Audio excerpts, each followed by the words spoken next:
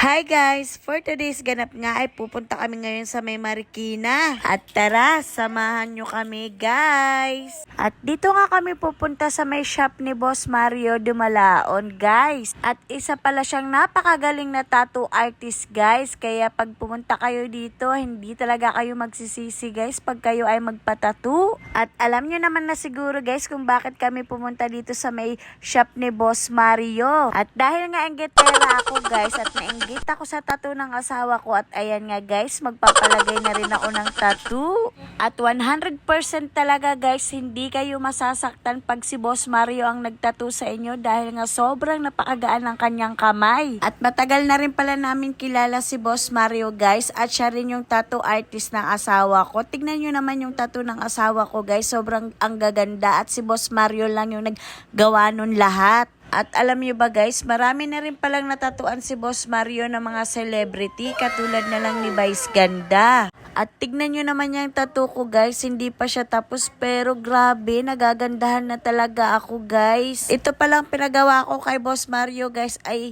glow in the dark pala to guys. O diba, napakaganda.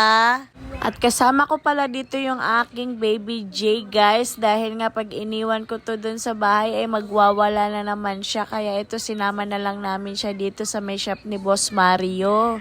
At tinopak na nga yung aking Junakis guys at ayan nga dinala muna siya ng tatay niya sa may labas para mabilhan ng pagkain. At dito sa Marikina Bayan lang pala ito matatagpuan na tattoo shop ni Boss Mario malapit sa may tulay. Buti na nga lang guys ay tapos na rin itong tattoo ko guys. At tingnan nyo naman guys, sobrang ganda talaga ng gawa sa akin kahit simpleng design lang yan siya guys. At kahit nga si Baby J ay natutuwa rin talaga siya sa tattoo ko. Charis! At ito na nga yung kanyang final look guys. Tignan nyo naman guys, talaga namang nag-glow in the dark talaga siya guys. At sobrang ganda talaga guys, kaya hindi kayo magsisisi pag kayo nagpatato dito kay Boss Mario.